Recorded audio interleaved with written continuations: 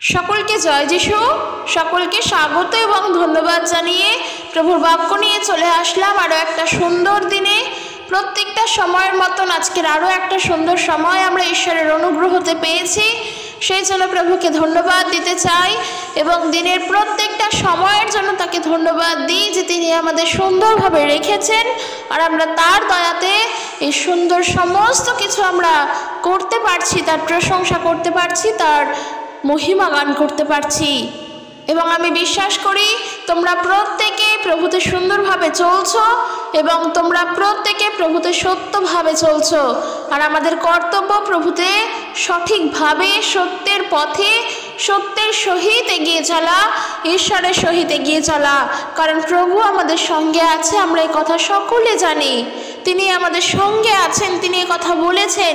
তাই আমাদের উচিত তার সঙ্গে প্রত্যেকটা মুহূর্ত কাটানো।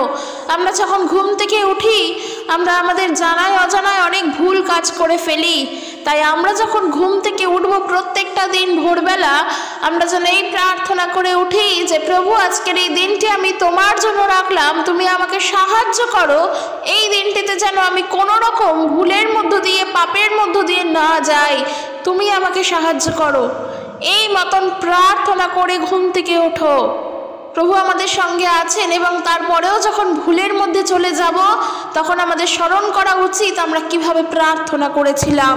আর ঠিক সেই সময় সেই বাক্য স্মরণ করে এবং ঈশ্বরের বাক্য সেই বিষয় কি বলছে তখন যদি তা স্মরণ করতে পারি এবং সেই বাক্য স্মরণ করে যদি সেই ভুল থেকে সরে আসি, তাহলেই হবে ঈশ্বরের বাক্যকে সত্যভাবে মেনে চলা।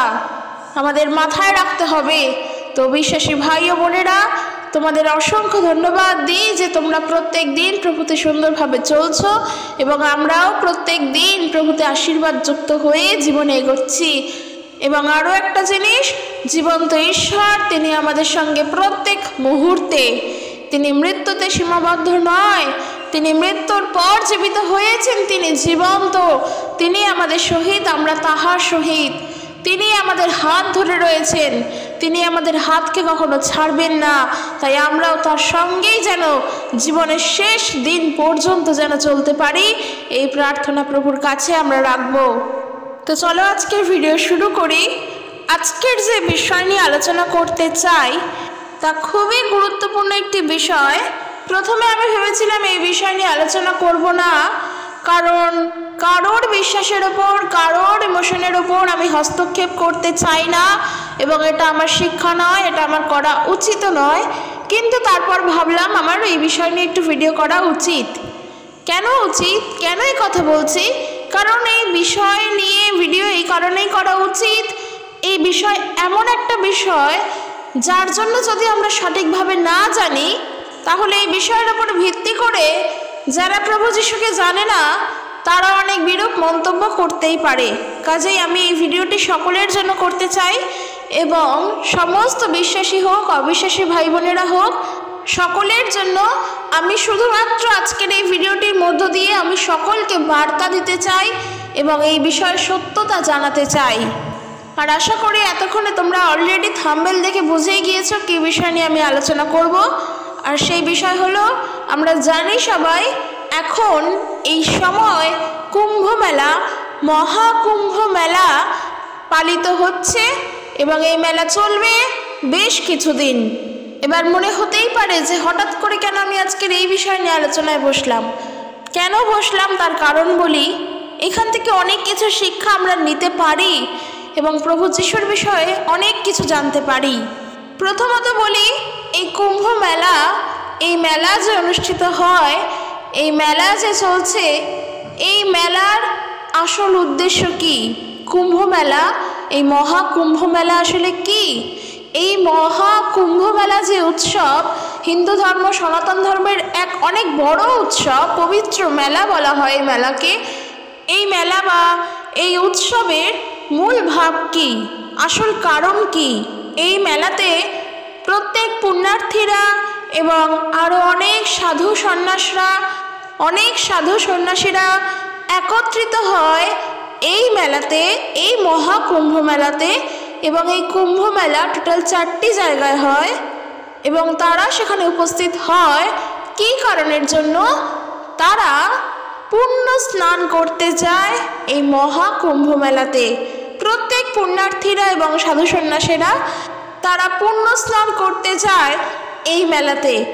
আর তাদের মত অনুযায়ী যারা যারা এই মেলায় গিয়ে পুণ্য স্নান করে তাদের বহু জন্মের আগের অনেক কোটি কোটি বছর আগেকার পাপ মোচন হয়।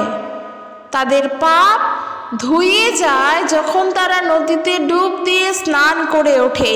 অর্থাৎ তারা সেখানে পুণ্য লাভ করতে যায়, মোক্ষ লাভের জন্য যায়।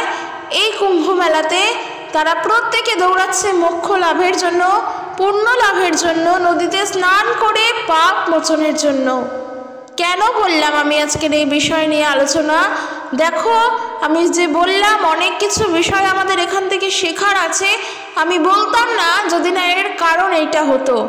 এর কারণ এইটা বলেই আজকের আমি এই ভিডিও করছি। তারা সেখানে যাচ্ছে পুণ্য লাভের জন্য, নদীতে স্নান করে তারা পুণ্য স্নান করছে, তাদের পাপ মোচন হচ্ছে, তাদের মোক্ষ লাভ হচ্ছে। তারা সেখানে গিয়ে সাধনা করছে, কত দিন কত বছর ধরে ধরে তারা সাধনা করছে। আর সাধনা করার ফলে তারা পুণ্য লাভ করছে, তারা সিদ্ধি লাভ করছে। এবং শুধুমাত্র যে তাই সেটাই নয়, তারা নদীতে ডুব দিয়ে স্নান করে পাপ থেকে মুক্ত হচ্ছে। আর আজ আমি বলতে চাই প্রভু যিশুর বিষয়, কুম্ভমেলার বিষয় নয়। বিষয় আমার কুম্ভমেলা নয়, বিষয় আমার প্রভু যিশুকে নিয়ে। কারণ আমি প্রভু যিশুর কথা বলি। কেন আমি মিলের বিষয় বললাম? যে ওখানে মিল আছে, যেহেতু আমরা বেশিরভাগ জনই হিন্দু পরিবার থেকে এসেছি, আমরা বেশিরভাগ জন হিন্দু পরিবার থেকে রূপান্তরিতই হয়েছি। কাজে এই বিষয়গুলো আমাদের জানা দরকার, যেন আমরাও মানুষের কাছে গিয়ে প্রভু যিশুর কথা বলতে পারি, তারাও যেন জানতে পারে। আজ এত লক্ষ লক্ষ কোটি কোটি মানুষ যে সেই কুম্ভ মেলার জন্য দৌড়াচ্ছে, কুম্ভ মেলায় দৌড়াচ্ছে নিজেদের পাপ থেকে উদ্ধার পাওয়ার জন্য, নিজেদের পাপ মোচনের জন্য। এই যে এত মানুষের মধ্যে একটা ক্ষুধা রয়েছে, একটা খিদে আছে, এই আত্মিক খিদে যে আমরা পাপ থেকে ফিরব। কারণ মানুষ জানে আমাদের জীবনে সমস্ত কিছু আমরা পেয়ে গেলেও যদি আমরা পাপ থেকে ফিরে এসে পাপ থেকে মুক্ত হতে পারি, তাহলে আমাদের সব পাওয়া। এই ইচ্ছে, এই আকাঙ্ক্ষা প্রত্যেকটা মানুষের মধ্যে রয়েছে, প্রত্যেকটা মানুষের মধ্যে আছে। মানুষের সুপ্ত ইচ্ছা, সুপ্ত আকাঙ্ক্ষা, এই আকাঙ্ক্ষা। তুমি একজন মানুষকে গিয়ে বলো যে তোমার জীবনে তো সব আছে, তোমার জীবনে কোনো কিছুর অভাব নেই, তাও তোমার জীবনে যদি সে শান্তিতে না থাকে, তারপরেও যদি সে বলে যে আমার জীবনে শান্তিও আছে, অর্থও আছে, কিন্তু তাও আমার শান্তি নেই। কেন শান্তি নেই? তার মধ্যে একটা সুপ্ত আকাঙ্ক্ষা আছে যে কোথাও গিয়ে যেন সে তার ভুল থেকে সরে আসেনি, বা সেটা সে জানেও না। তার ওই আত্মিক ক্ষুধা সে নিবারণ করতে চায়। আর তার জন্য আজ লক্ষ লক্ষ কোটি কোটি মানুষ পুণ্য স্নানের জন্য দৌড়াচ্ছে কুম্ভ মেলাতে। তবে শুধুমাত্র সাধারণ মানুষ নয়, সন্ন্যাসীরাও পর্যন্ত তারা নদীতে ডুব দিয়ে স্নান করে তাদের পাপ মোচন হচ্ছে। সবার উদ্দেশ্যে আমি একটা কথা বলতে চাই, যখন তারা নদীতে স্নান করে বাড়ি ফিরছে, কি আবার নিজের জায়গায় ফিরে যাচ্ছে, সত্যি কি তাদের জীবন থেকে, সত্যি কি তাদের মন থেকে সকল পাপ দূর হয়? নদীতে স্নান করার মধ্য দিয়ে, জলে শুদ্ধ হওয়ার মধ্য দিয়ে কি কখনো মানুষের পাপ মোচন হয়? কারণ তোমার পাপ মোচন তোমার ঈশ্বর ছাড়া আর কেউ করতে পারে না। তার কাছে তোমার সমস্ত ভুলের জন্য প্রার্থনা করতে হয়, তাকে জানাতে হয়। মানুষ পাপ থেকে কেন উদ্ধার পেতে চায়? তার কারণ সে মোক্ষ লাভ করতে চায়। সে মোক্ষ লাভ করতে চায়, সে সেই লাভ করতে চায়, সেই আত্মিক জ্ঞানে, সেই আত্মিকতায় পৌঁছতে চায় যেখানে গেলে সে সহজেই ঈশ্বরের সঙ্গে বিলীন হতে পারবে। সেই জন্য মানুষ পাপ থেকে বেরিয়ে আসতে চায়, কারণ মানুষ জানে তার এই পাপময় জীবনে থেকে কখনো ঈশ্বরকে পাওয়া যাবে না। আর সেই জন্য আমরা দেখতে পাই এই কুম্ভমেলার সাধু সন্ন্যাসীরাও যারা রয়েছে, শুধু তারা নয়, আরও অন্যান্য সন্ন্যাসীরা, তারা কি করে? তাদের সকল কিছু তারা ত্যাগ করে, তারা নিজের পরিবারকে ত্যাগ করে, তারা নিজের সংসার ধর্মকে ত্যাগ করে। তারা জানে এই সংসার ধর্মে থাকলেই, মায়ার মধ্যে থাকলে কখনো ঈশ্বরের সঙ্গে একাত্ম হওয়া যায় না। তারা জানে মোক্ষ লাভের জন্য কখনো সংসারের মধ্যে বেঁধে থাকলে, এই পার্থিব জগতের মধ্যে বেঁধে থাকলে তা সম্ভব নয়। আর সেই কারণের জন্য তারা ঈশ্বরের সঙ্গে বিলীন হওয়ার জন্য বেরিয়ে পড়ে। তারা মাসের পর মাস, বছরের পর বছর তপস্যা করে কাটায়। তারা তপস্যা করে আর তারা বলে তারা মোক্ষ লাভে সম্ভব। এই জায়গায় আমি একটা বিষয় বলতে চাই, তুমি মোক্ষ লাভ করতে চাও? সবার জন্য বলছি, সবার জন্য আজকের এই ভিডিও, প্লিজ ভিডিওটি শেয়ার করে দিও। তোমরা মোক্ষ লাভ করতে চাও? বলবো যিশুর কাছে আসো। উত্তর হচ্ছে কেন যিশুর কাছে আসবো? যদি যিশুর কাছে এসেই তা সম্ভব হতো তাহলে বিদেশিরা আজকে কুম্ভমেলায় যেত না। এমন প্রশ্ন আসতেই পারে, কারণ আমি দেখেছি এই ইয়ারে 2025-এর যে কুম্ভমেলা, সেখানে অনেক বিদেশিরাও সেখানে গিয়েছে পুণ্য স্নান করার জন্য। দেখো, আমি এখানে একটা কথা বলি, তুমি যখন গঙ্গায় যাচ্ছ কি নদীতে, যখন গঙ্গায় যাচ্ছ, গঙ্গার জলে চান করে ধৌত হবে এবং গঙ্গার জলে স্নান করে তোমার পাপ মোচন হবে। এই জন্য যখন তুমি যাচ্ছ গঙ্গায়, তোমার মনকে শান্ত করার জন্য তুমি যাচ্ছ। তুমি কিন্তু আসলেই জেনুইনভাবে পাপ থেকে ফিরে আসছো না। তুমি তোমার মনকে শান্ত করার জন্য তখন তুমি গঙ্গা স্নান করতে যাচ্ছ এবং তুমি মনে করছো, সেটা তোমার নিজের মনে করা যে আমি পাপ থেকে মুক্ত হলাম। তোমার আমার কোনো কিছু মনে করার ওপর আধ্যাত্মিকতা দাঁড়িয়ে নেই। আধ্যাত্মিকতার ভিত তোমার আমার মনে করার ওপরে নয়। তুমি মনে করছো তুমি মুক্ত হলে, তার মানে তুমি সত্যিই মুক্ত হলে। কিন্তু তারপর ওই স্নান সেরে যখন তুমি বাড়ি যাচ্ছ এবং বাড়িতে গিয়ে যখন তোমার জীবনযাপন সেই পাপময়ের জীবনযাপনের মধ্য দিয়েই কাটছে, তুমি কি সত্যিই পাপ থেকে মুক্ত হতে পারলে? তুমি কি সত্যিই পাপ থেকে বেরিয়ে আসতে পারলে? তাহলে এমন কাজ কেন করবে যা তোমাকে বারবার কুড়ে কুড়ে খাবে? আর সেই কারণের জন্য বললাম, যদি পাপ থেকে বেরিয়ে আসার জন্য তোমার মন আগ্রহী হয়, তোমার মন চায় যে আমি পাপ মোচন করব, তাহলে আমি বলতে চাই প্রভু যিশুকে বিশ্বাস করো। একমাত্র পাপের ক্ষমা তুমি তার কাছে পাবে। তুমি ইতিহাস ঘাটো, সমস্ত ধর্ম ঘাটো এবং দেখো যে পাপের ক্ষমা কোথায় আছে, গঙ্গার জলে স্নান করে নাকি ঈশ্বরের পবিত্র রক্তে।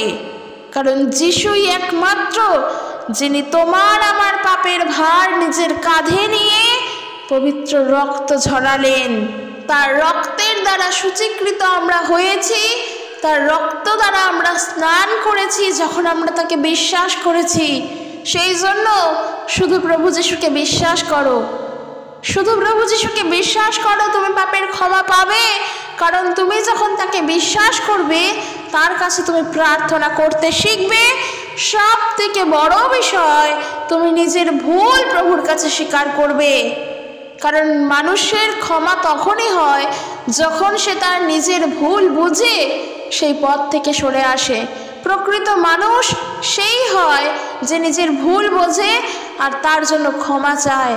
আর আমি ওটাই বলছি যে যখন তুমি জানো তোমার ভুল, তুমি পাপ থেকে বেরোতে চাও, তখন আগে নিজের ভুলকে তোমার স্বীকার করতে হবে, তাহলে তোমাকে ক্ষমা করা হবে। আর সেই সুযোগ প্রভু যিশুর কাছে আছে। যত সাধু সন্ন্যাসীরা, যত মানুষজনেরা যেই মেলাতে গিয়েই জড়ো হোক না কেন, পাপের ক্ষমা কখনো গঙ্গার জলের দ্বারা আসে না। পবিত্র হওয়ার জন্য কখনো নদীতে স্নান করলে তুমি পবিত্র হতে পারবে না। কারণ যেই নদীতে তুমি পবিত্র হতে যাচ্ছ বলে তুমি মনে করছো, দেখো ওই নদীর জলই সব থেকে নোংরা হয়। তাহলে কি করে তুমি নদীর জলের দ্বারা ধৌত হচ্ছ? তোমার মন বলছে, মনে হচ্ছে সেই জন্য। কিন্তু আধ্যাত্মিক চেতনা বা আধ্যাত্মিকতা এত সাধারণভাবে তো নয়, তা অতি সূক্ষ্ম জিনিস। এই যে মোক্ষ লাভ, এই মোক্ষ লাভ করার অর্থ কি? ঈশ্বরের সঙ্গে, পরমেশ্বরের সঙ্গে এক হয়ে যাওয়া। আর এই পরমেশ্বরের সঙ্গে এক হয়ে যাওয়ার জন্য মানুষ কি করছে? সন্ন্যাসীরা কি করছেন? তারা তাদের সংসার ধর্ম ত্যাগ করে কোনো পর্বত কি কোনো নির্জন স্থানে চলে যাচ্ছেন, সেখানে তারা সাধনায় লিপ্ত হচ্ছেন।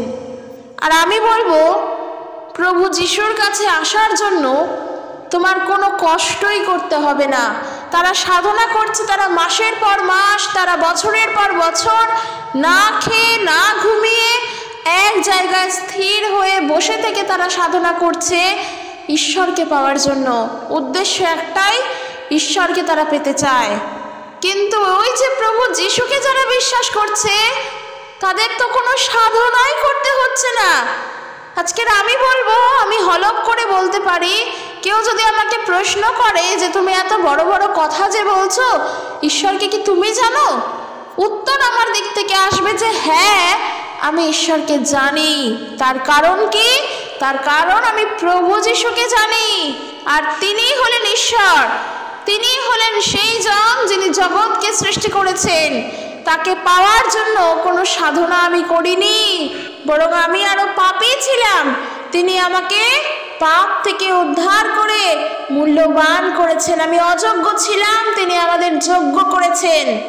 কাজেই প্রভু যিশুর কাছে আসতে হলে তোমার কোনো তপস্যা করার প্রয়োজন নেই, কোনো সাধনা করার প্রয়োজন নেই, কারণ ঈশ্বর তিনি আমাদেরকে তা বিনামূল্যে দিয়েছেন।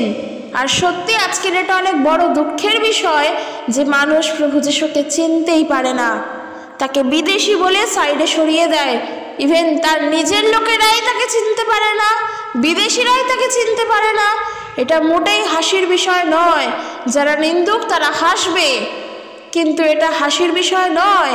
আজকে তুমি তোমার পরিবারের সদস্য, তুমি তোমার বাবা মায়ের একমাত্র সন্তান। তোমার বাবা মা যদি তোমার দুর্দিনে তোমাকেই চিনতে না পারে, এর থেকে দুঃখের বিষয়, এর থেকে কষ্টের বিষয় আর কি হতে পারে? সত্যি এটা কোনো হাসির বিষয় নয়।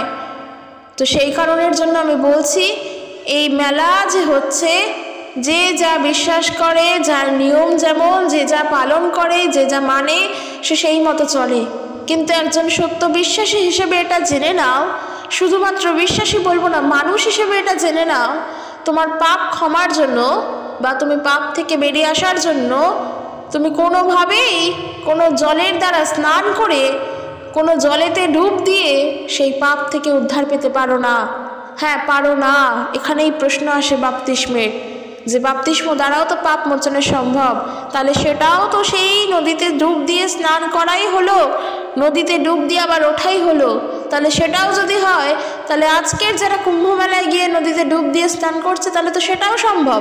তাহলে তো ওইভাবেও পাপ মোচনের দরকার হয়, বা ওইভাবেই পাপ মোচন হয়। একই তো ব্যাপারটা হলো। তাহলে তার প্রভু যিশুর ক্রুশে যাওয়ার কোনো কারণই হতো না।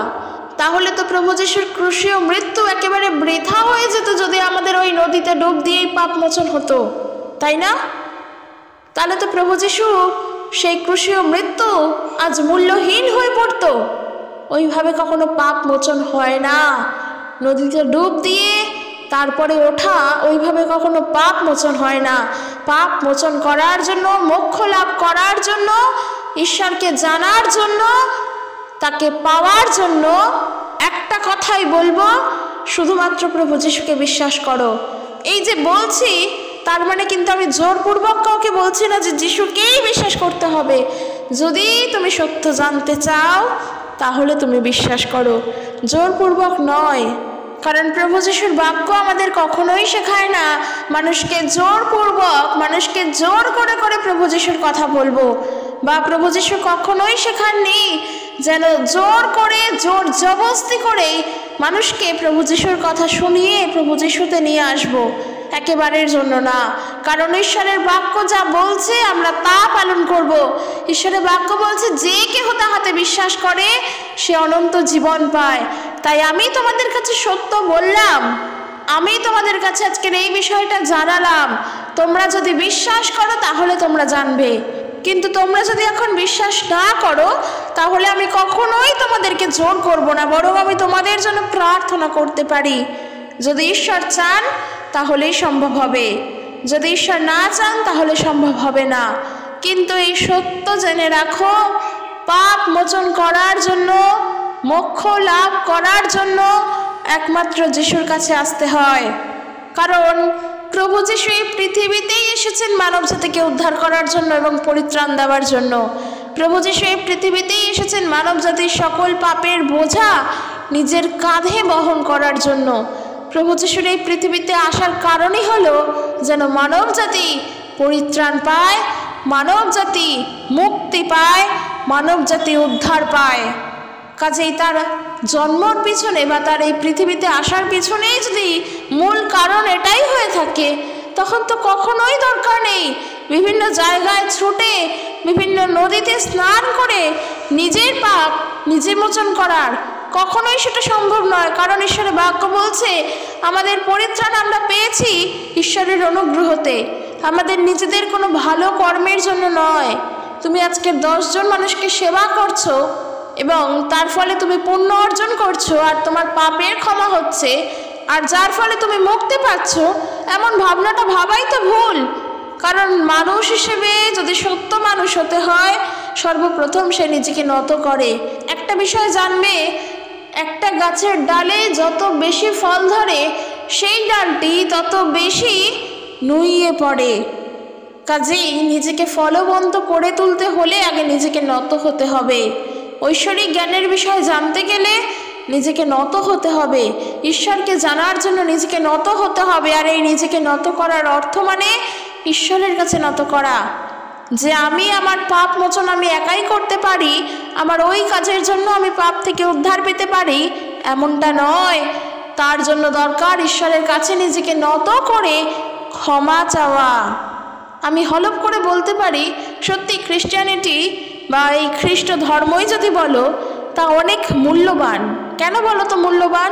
আজ আমার নিজের বলে আমি সেটা বলছি না যে আমি বলতেই পারো যে নিজের জিনিস তাই আমি গর্ব করে বলছি, কি আমি নিজের জায়গা নিজেকে দেখাচ্ছি, একেবারের জন্য সেটা নয়। অন্যান্য ধর্মে কি মানুষ কত কষ্ট করে ঈশ্বরকে পাওয়ার জন্য, মানুষ কত কত খাটনি করছে ঈশ্বরকে পাওয়ার জন্য। এই কুম্ভ মেলাতেই দেখো, বছরের পর বছর সন্ন্যাসীরা তপস্যা করছে ঈশ্বরকে, পরমেশ্বরকে পাওয়ার জন্য। না খেয়ে না ঘুমিয়ে তারা অলৌকিক শক্তির অধিকারী হচ্ছে, তারা কত অলৌকিক অলৌকিক কার্য করতে পারছে। কিন্তু তুমি খ্রিস্ট যিশুকে দেখো, প্রভু যিশু কি বলছেন? তিনি বলছেন যে যারা তাকে বিশ্বাস করবে, প্রভু যেমন অলৌকিক কাজ করে আমরাও সেরকম অলৌকিক কাজ করতে পারবো। ইভেন তার থেকে বড় বড় অলৌকিক কার্য আমরা করতে পারবো যদি আমাদের বিশ্বাস প্রভু যিশুর প্রতি থাকে। প্রভু যিশুকে বিশ্বাস করো, তাতে তুমি তার হবে। কারণ ঈশ্বরের বাক্য বলে, আর তোমরা নিজে নাও, তোমাদের মূল্য দ্বারা কেনা হয়েছে, তোমরা কৃত হইয়াছো, তোমাদেরকে প্রভুর রক্তের দ্বারা ক্রয় করা হয়েছে।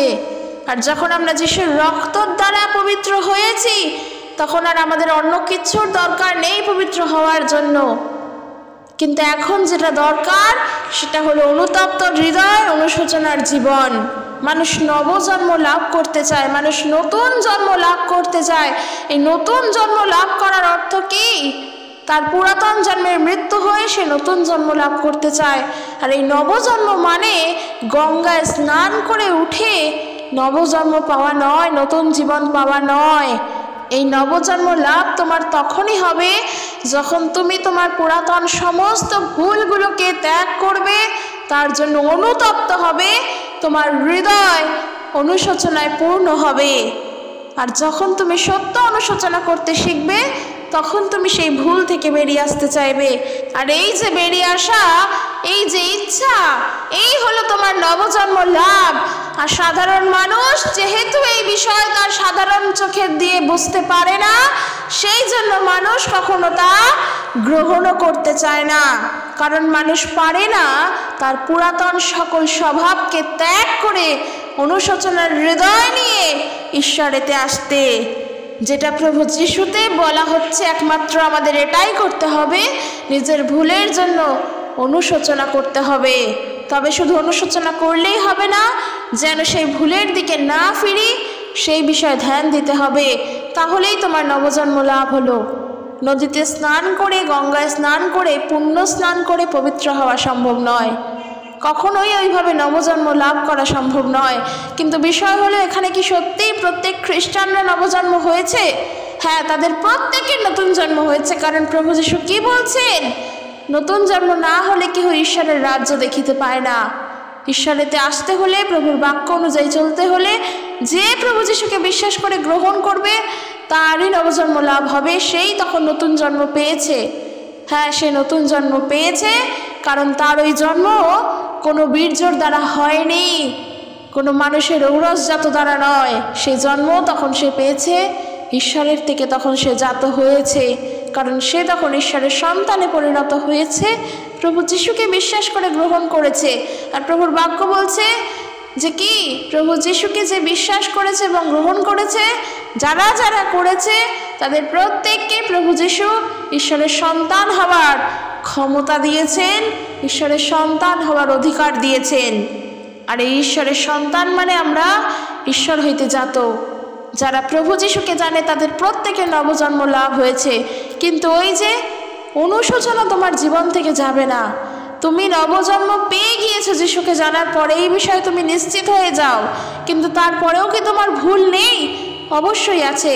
তার জন্য তো তোমার অনুশোচনা প্রত্যেক দিন করতে হবে।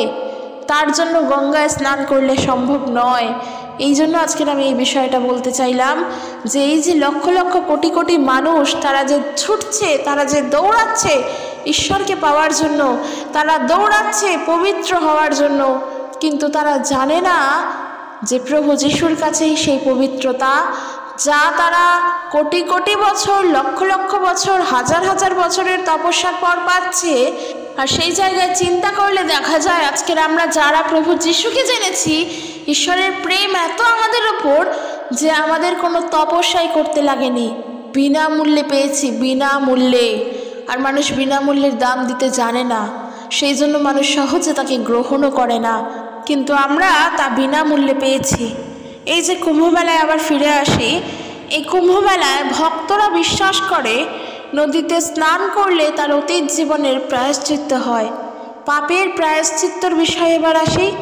যদিও এই বিষয় আমরা জানি, আর এই বিষয় অনেক বড় বিষয়, কিন্তু আমি ঈশ্বরের একটি বাক্যের দ্বারা আমি বলতে চাই। প্রথম যোহন, অর্থাৎ যোহনের প্রথম পত্র, তার 2 অধ্যায় 1 পদ, সেখানেই বলা হয়েছে, যোহন তিনি তার প্রথম পত্রে এমন বলছেন, হে আমার বৎসেরা, তোমাদিগকে এই সকল লিখিতেছি যেন তোমরা পাপ না করো। আর যদি কেহ পাপ করে তবে পিতার কাছে আমাদের এক সহায় আছেন, তিনি ধার্মিক, তিনি খ্রিস্ট যিশু, আর তিনি আমাদের পাপার্থ প্রায়শ্চিত্ত। তবে কেবলমাত্র আমাদের নয়, কিন্তু সমস্ত জগতের পাপার্থ। আর আমরা ইহাতেই জানিতে পারি যে তাহাকে জানি, যদি তাহার আজ্ঞা সকল পালন করি। Praise the lord. এখানে ঈশ্বরের বাক্য বলেই দিল, সেই প্রায়শ্চিত্ত, জগতের প্রায়শ্চিত্ত কোনো আমাদের নয়, বা শুধু কোনো মানুষের নয়, কেবলমাত্র একজনের জন্য নয়, সমগ্র জগতের মানুষের পাপার্থক প্রায়শ্চিত্ত হলেন একমাত্র প্রভু যীশু খ্রিস্ট। তাই পাপের ক্ষমা তার কাছেই আছে, কারণ তিনিই আমাদের জন্য প্রায়শ্চিত্ত দিয়েছেন, তিনিই আমাদের জন্য বলি দিয়েছেন। আর তিনি কি বলে দিয়েছেন আমাদের জন্য? পশু বলি দিয়েছেন না, তিনি নিজেকে বলিদান করেছেন, তিনি নিজে আত্মবলিদান দিয়েছেন প্রত্যেকটা মানুষের জন্য। তার পবিত্র রক্তের দ্বারা আমরা ধৌত হয়েছি।